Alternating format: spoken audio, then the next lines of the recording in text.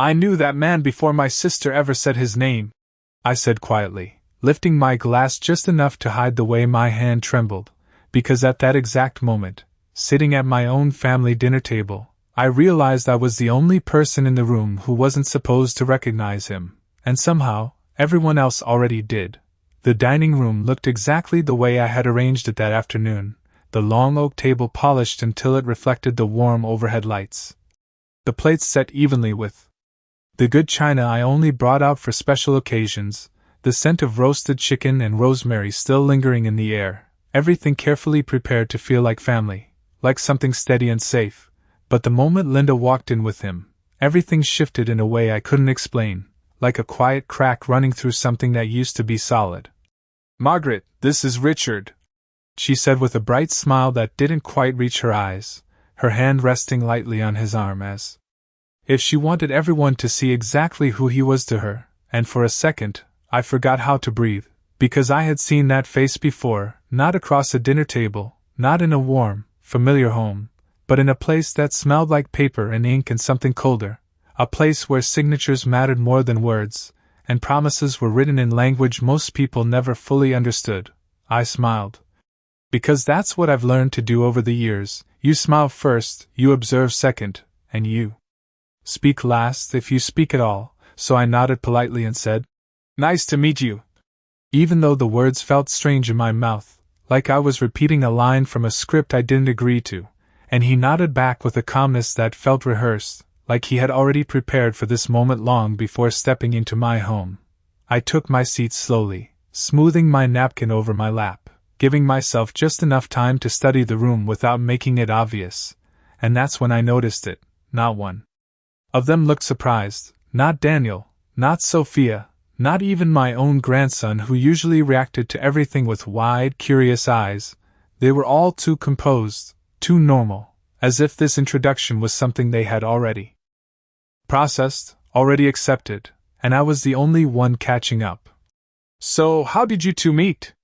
I asked, keeping my tone light, almost casual, the way you would ask any ordinary question at any ordinary dinner, and Linda laughed softly, a little too quickly. "Oh, it's a funny story," she said, but she didn't continue right away. She glanced at Sophia first, just for a second, but it was enough, and Sophia gave the smallest nod, almost invisible, before reaching for her glass, and that tiny exchange settled something heavy in my chest, because people don't look at each other like that unless there's something already understood, something already agreed upon.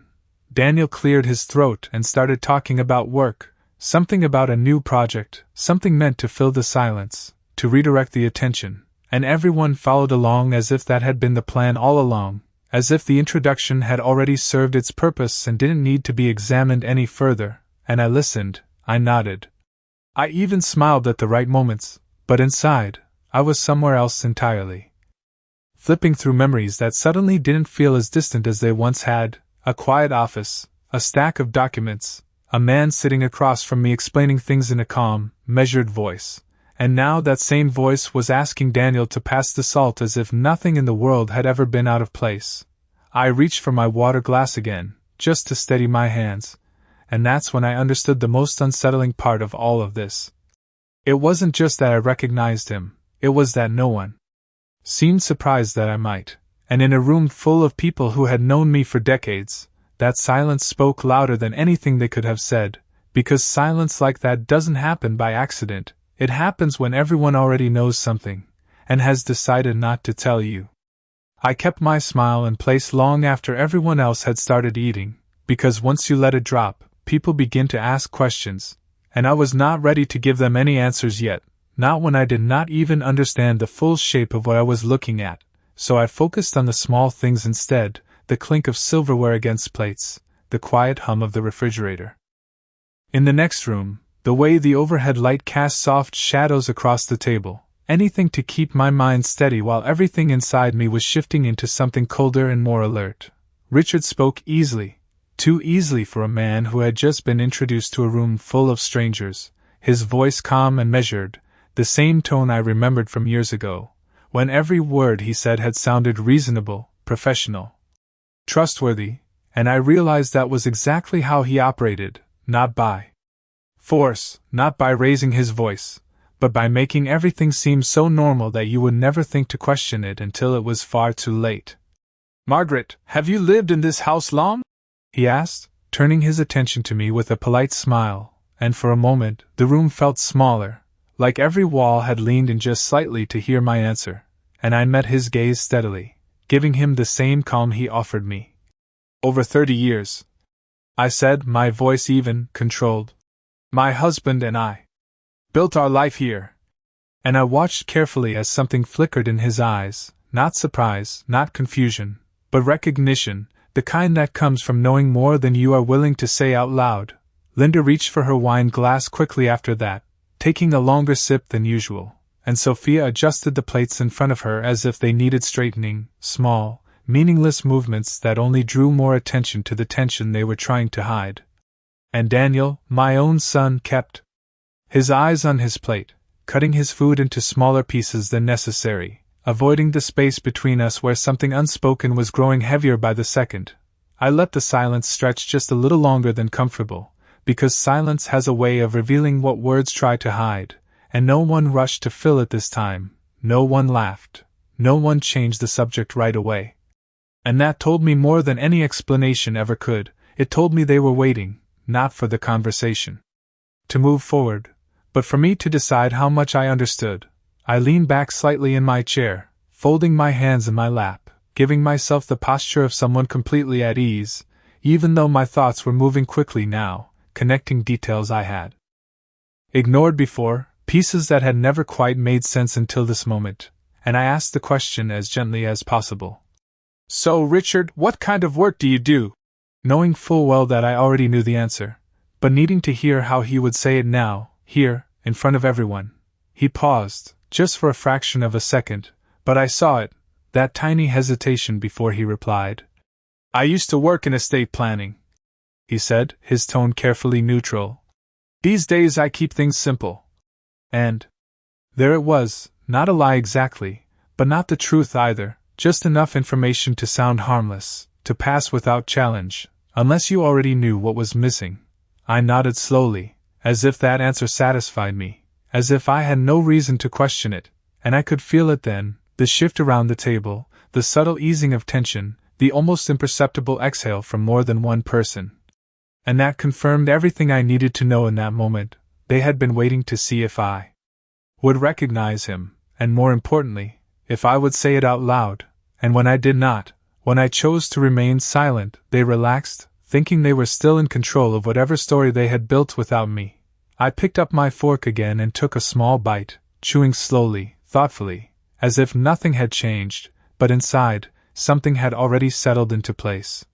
A quiet understanding that this dinner was not what it appeared to be, that this was not an introduction at all, but a test, and the moment I passed it by pretending not to see what was right in front of me, I realized something even more important. They were not just hiding something from me, they were underestimating me, and that was a mistake I had learned, over a lifetime of watching people closely, that most never realized until it was far too late. I let the conversation drift around me like background noise, voices rising and falling in polite rhythm, forks scraping lightly against plates, glasses being set down with careful precision, and I noticed something else then, something even quieter than the tension I had already felt. It was the way every topic stayed safely on the surface. No one mentioned the past, no one asked real questions, no one said anything that might pull the thread too far, and that kind of restraint does not happen naturally. It happens when people are afraid of what might unravel if they say the wrong thing. Sophia was the most careful of all, her smile perfectly timed, her tone warm but measured, the way she steered each conversation just slightly, gently guiding it away from anything that might lead back to Richard, and I watched her closely.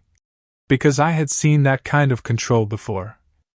Not loud, not obvious, but constant, like a current beneath still water, and every time someone came close to asking something meaningful, she would step in. "Daniel, did you tell Mom about the trip next month?" Or, "Linda, you should share that story from last week." Small interruptions that seemed harmless unless you were paying attention, and I was paying attention now in a way I had not in a long time. I set my fork down, and reached for my glass again, not because I was thirsty, but because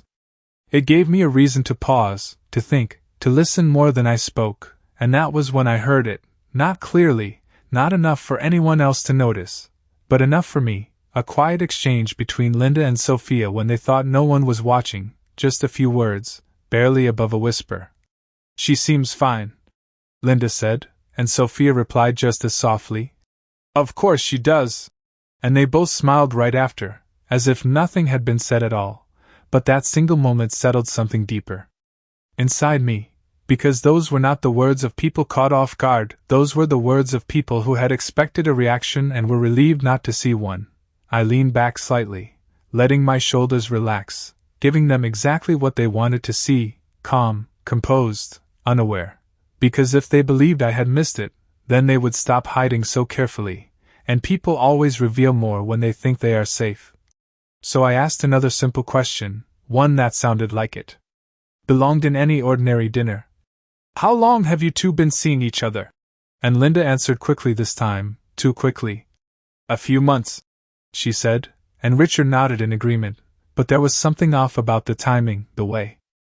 their answers overlapped just slightly, like they had practiced saying it the same way, and I nodded again, as if that detail meant nothing to me, even though it stayed with me, adding itself to the growing list of things that did not quite fit. Daniel finally looked up then, just for a moment, and our eyes met across the table, and in that brief second, I saw it, not guilt exactly, but discomfort. The kind that comes from knowing something you wish you did not, and he looked away almost immediately, reaching for his drink as if that could break the connection, and I realized then that whatever this was, it was not just Linda's secret, it belonged to all of them in different ways, each of them holding a piece of it, each of them choosing silence over truth. I folded my hands together again, resting them lightly in my lap, and I felt something inside me settle into a quiet clarity, not panic, not confusion, but something steadier, something sharper, because the more I watched, the more I understood that this dinner had been arranged with intention, not just to introduce a new man, but to place him in front of me and see what I would do, and now that I had chosen to do nothing, to say nothing, to simply observe, they believed the moment had passed, but for me, it had only just begun, and as I looked around the table at the people I had trusted for years, I understood one simple truth that changed everything. Whatever they were hiding, it was not small, and whatever role I was meant to play in their plan, it was not the one I was going to accept. After dinner, I did not clear the table right away, which was unusual for me, because I have always believed that keeping a home in order keeps the mind in order as well, but that night, I let the plates sit just a little longer, crumbs still scattered, glasses half full, as if leaving everything untouched would somehow preserve the moment long enough for me to examine it more carefully. And I watched them as they stood and moved into the living room, their voices lighter now, almost relieved. Like actors stepping off stage after a performance they believed had gone well. I carried a single plate to the kitchen, slowly, deliberately, and as I rinsed it under warm water, the sound filled the quiet space in a way that allowed my thoughts to come back to me more clearly, piece by piece, memory by memory, until one particular afternoon rose to the surface with a clarity that made my breath pause for just a second. It had been 3 weeks after my husband passed, a gray morning that felt heavier than the ones before it. When I sat in a quiet office with a man who spoke in calm, measured sentences, explaining documents I barely had the strength to focus on, my hands resting in my lap, my mind still somewhere between loss and responsibility, and I remembered how he had guided me through each page, pointing to where I needed to sign, assuring me that everything was standard, everything was taken care of, everything was exactly as my husband would have wanted, and I had believed him. Not because I understood every word, but because in that moment, I needed something to hold on to.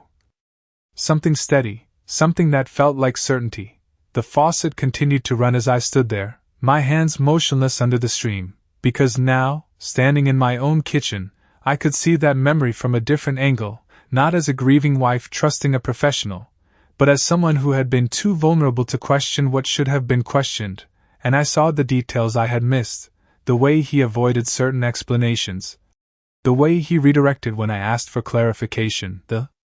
way he smiled just enough to reassure but never enough to invite further discussion. I turned off the water and dried my hands slowly, pressing the towel between my fingers as if grounding myself in something real, and I understood then why his face had felt so familiar the moment Linda spoke his name, because it was not just recognition, it was realization, the kind that arrives quietly but settles deeply, connecting past and present into something undeniable. From the living room, I could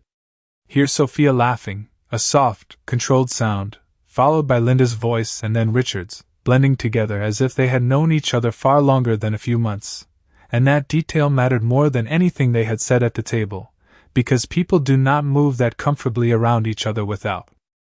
history, without shared understanding, without something that binds them beyond a simple introduction. I stepped closer to the doorway, not enough to be seen, just enough to listen without drawing attention, and I heard Daniel speak then, his voice lower than before.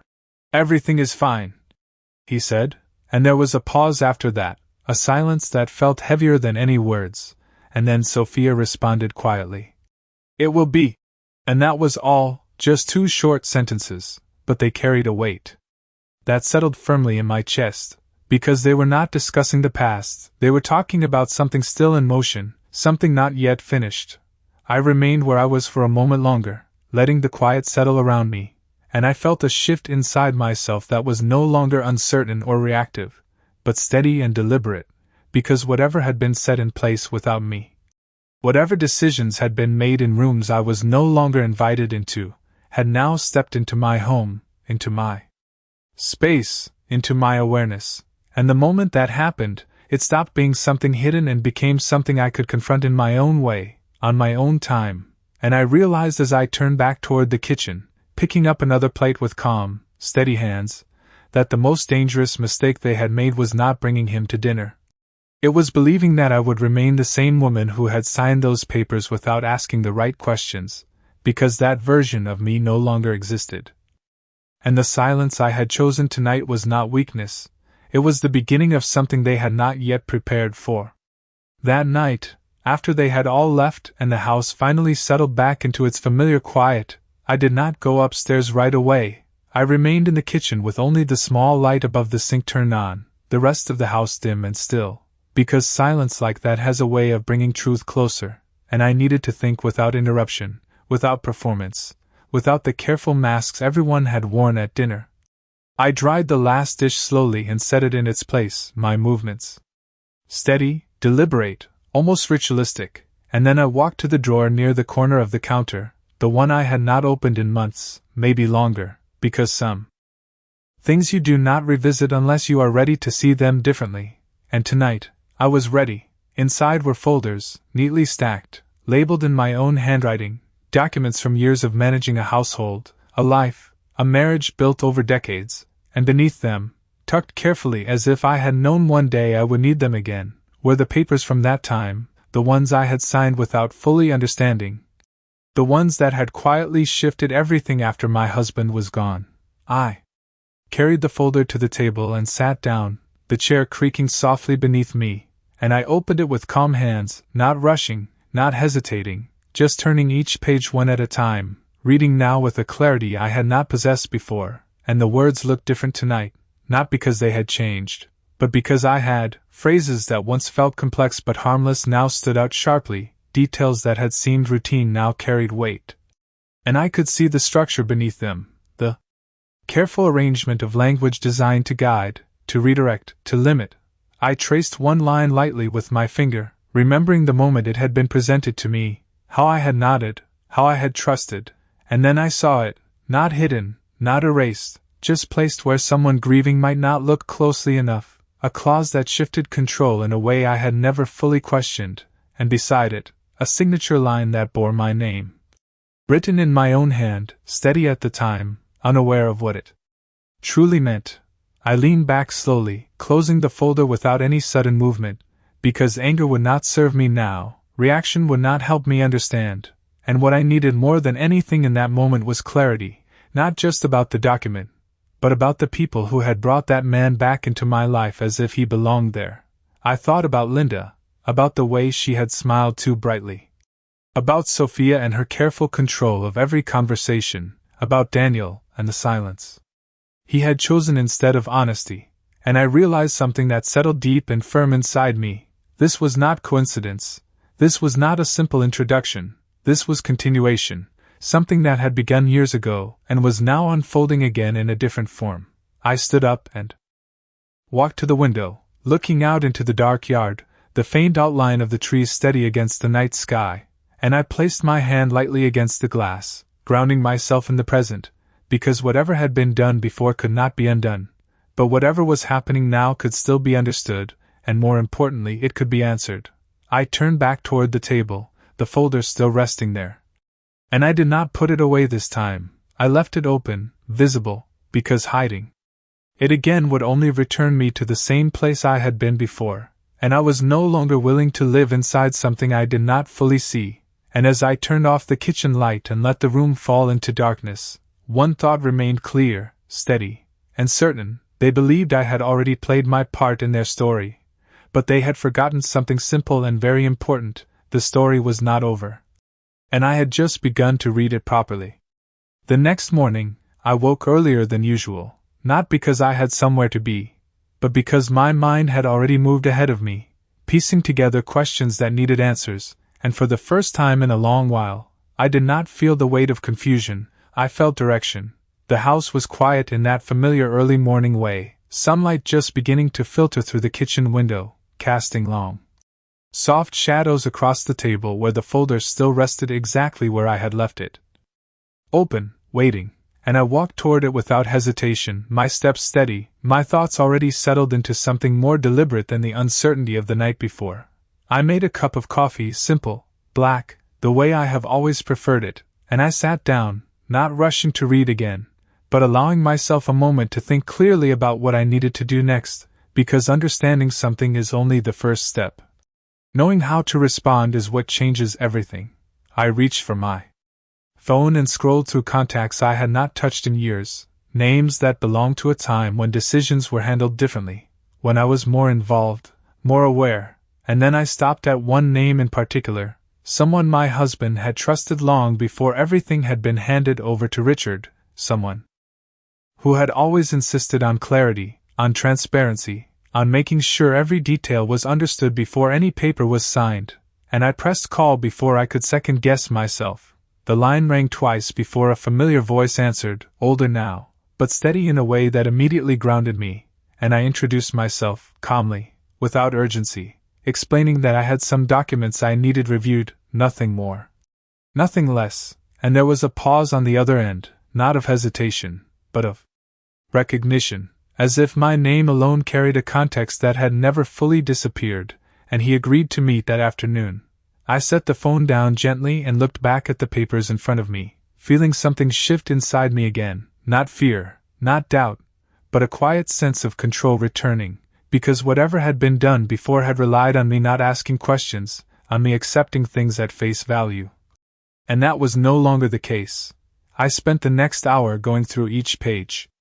carefully, marking sections with small notes, not because I did not understand them now, but because I wanted to see the full pattern, the connections between clauses, the way certain details supported others, and the more I looked, the clearer it became that what had seemed like isolated decisions were in fact part of a larger structure. Something designed to appear ordinary while quietly shifting authority in ways that only became visible when viewed as a whole. By the time I finished, the coffee had gone cold, untouched after the first sip, and the house felt different again, not empty, not quiet in the same way as before, but charged with something new, something purposeful, as if the space itself had adjusted to the shift inside me. I closed the folder carefully and stood up, carrying it with me as I moved through the house, pausing briefly in the hallway where family photos lined the walls, images of years filled with trust, with shared moments, with a sense of belonging that now felt more complicated than it once had, and I studied them not with sadness, but with clarity, because whatever had changed, whatever had been hidden, those years were still real, but they no longer defined what I would accept moving forward. When I finally stepped outside, the air was cool, the kind of morning that feels crisp and honest, and I took a slow breath, holding it for just a moment before letting it go, because I understood something now that I had not understood the night before. This was no longer about reacting to what they had done, It was about deciding what I would do next, and as I walked toward my car with the folder held securely in my hands, one thought remained steady and certain in my mind. They had already made their move, and now, for the first time, I was about to make mine. I arrived 10 minutes early, not because I was anxious, but because I wanted the time to observe, to settle into the space before any conversation began, and as I stepped into the office, the familiar scent of polished wood and paper brought back a different kind of memory, one that felt grounded, precise, and far less uncertain than the one tied to Richard, and that difference alone told me I had made the right choice. The receptionist greeted me politely and asked me to take a seat, and I did.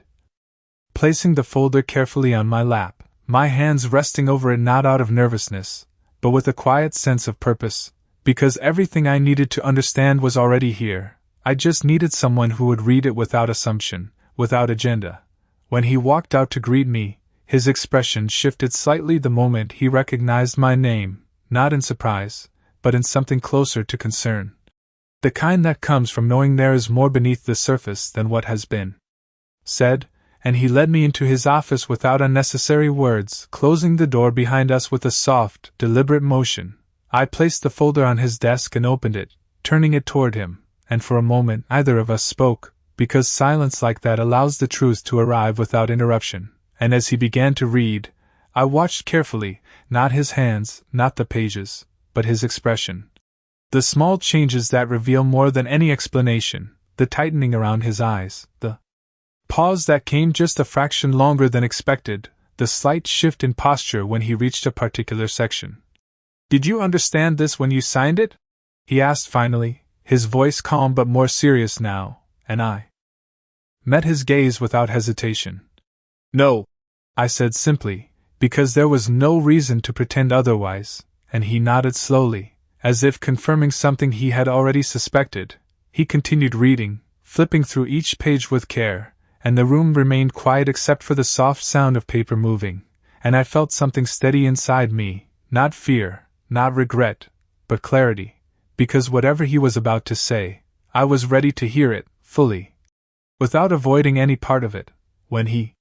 finally closed the folder, he did not push it away immediately, he rested his hand on it instead, as if acknowledging the weight of what it contained, and then he looked at me again, this time with a directness that left no room for misunderstanding. "This was structured in a way that limits your control more than it should," he said carefully, choosing his words with precision. "Not illegally, but intentionally." And that single word settled deeper than anything else, because it confirmed what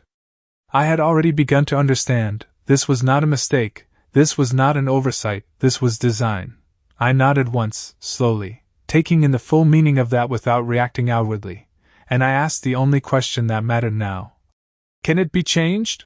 And he did not answer immediately, which told me more than a quick response ever could. He considered it, weighing options, consequences, possibilities, and then he said,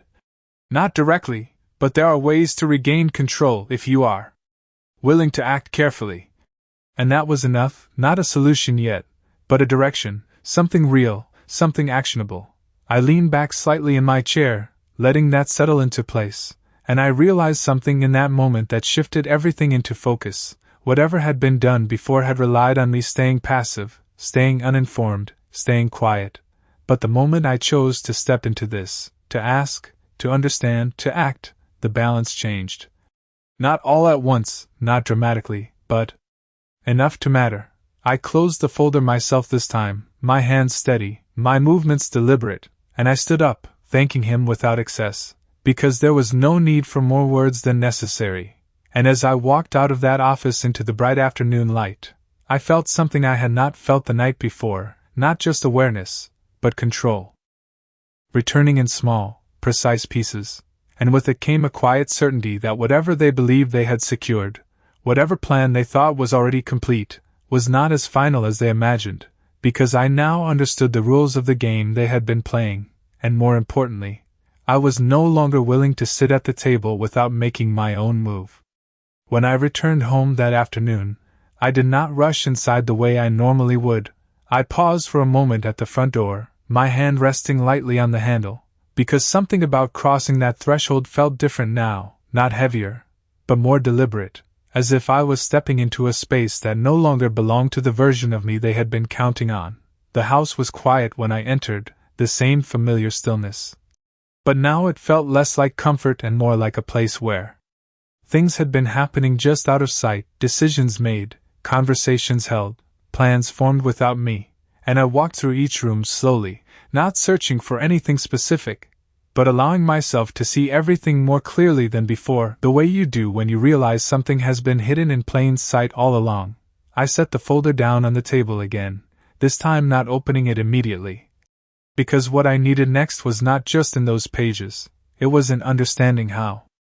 everything connected, how the past and the present had been quietly aligned in ways I had only just begun to recognize, and as I stood there, I remembered something my husband used to say, not often, but always with intention, that the most important details are rarely the ones placed in front of you, they are the ones that are assumed, the ones no one thinks to question. I moved toward the small cabinet near the hallway.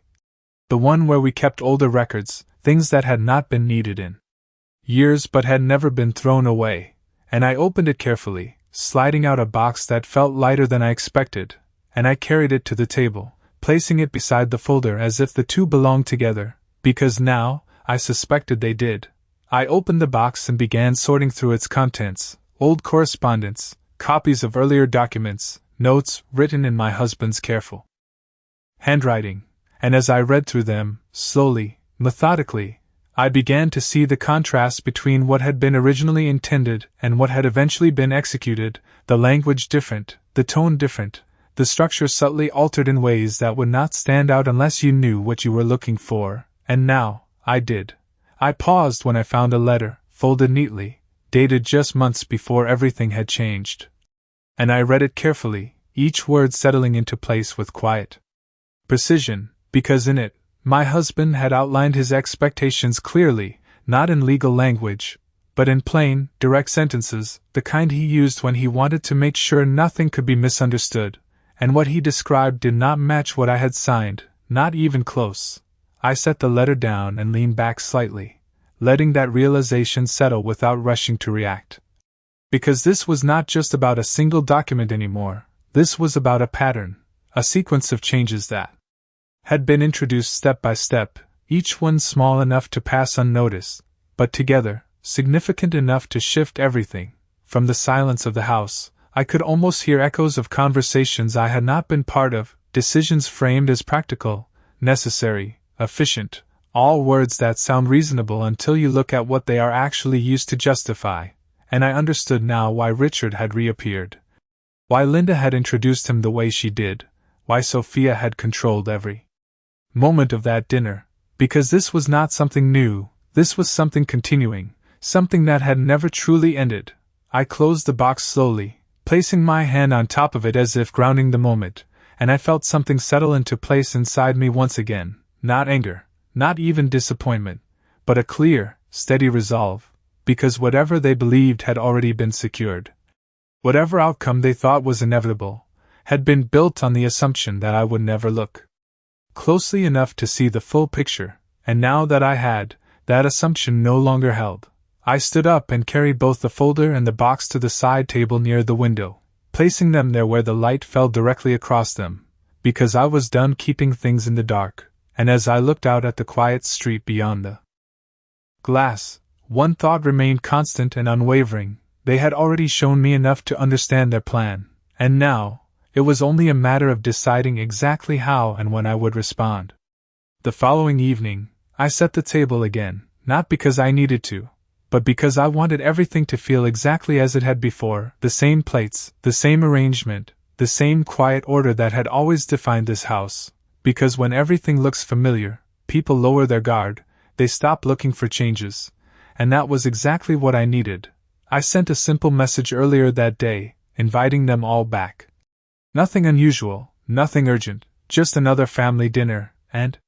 they agreed without hesitation, which told me everything I needed to know about how confident they still were, how certain they believed the situation remained unchanged. I stood in the kitchen as the sun began to set, the warm light stretching across the floor, and I took a slow breath, not to calm myself, but to steady the moment, because what I was about to do did not require emotion, it required precision, when they arrived. Everything unfolded almost exactly as before, the same greetings, the same smiles, the same careful ease in their voices, and I welcomed them in with the same quiet warmth, allowing them to believe nothing had shifted, that I remained exactly where they had placed me, unaware, compliant, unchanged. Richard stepped inside last, his expression calm, measured, as if he had already calculated every possible outcome, and I met his gaze briefly, offering the same polite nod as before, nothing more, nothing less. We sat down, and for a few minutes, the conversation followed its usual path, light, controlled, predictable, until I reached for the folder I had placed beside my chair, and I set it gently on the table, not with force, not with urgency, just enough to be noticed, and that was all it took. The room shifted immediately, not loudly, not dramatically, but in the small, precise ways I had come to recognize. Sophia's hand paused mid-motion, Linda's smile tightened just slightly. Daniel's eyes flickered toward the folder before quickly looking away. And Richard remained still, but his focus sharpened in a way that told me he understood exactly what had just changed. I opened the folder slowly, turning it so that it faced the center of the table, and I did not raise my voice, I did not accuse, I simply spoke, clear and steady. "I had these reviewed," I said, my tone calm, measured, leaving no room for misinterpretation, and I let the silence follow, because silence forces people to confront what they already know. No one spoke at first, which was expected, because in moments like this, the truth does not need to be introduced, it is already present, waiting to be acknowledged, and I continued, just as evenly, "There are discrepancies," I added, not as a question, not as a confrontation, but as a statement that required no response to be understood. Linda shifted in her seat, Sophia's expression remained composed but distant, Daniel looked down again, and Richard finally leaned forward slightly, his hands resting calmly on the table. "Margaret," he began, his voice controlled, professional, but I raised my hand gently, not to interrupt, but to set the boundary clearly, and he stopped. "I am not asking for explanations," I said, still calm, still steady. "I am informing you that I understand." And that was the moment everything changed, not in volume, not in action, but in balance, because the moment understanding is established, control begins to shift. I closed the folder again, placing my hand lightly over it, and I looked at each of them, one by one, not with anger, not with accusation, but with clarity, because clarity is something people cannot argue with, and I spoke one final sentence. Quiet, precise, and absolute. "Whatever you believed was settled, it is not." And then I leaned back in my chair, allowing the silence to return, because I no longer needed to fill it, I no longer needed to prove anything, the truth had already done that for me, and as I watched them sit there, each of them processing what they had not expected to face, I understood something with complete certainty. They had built their plan on the assumption that I would never see the full picture, but now that I had, everything they thought they controlled had already begun to slip beyond their reach.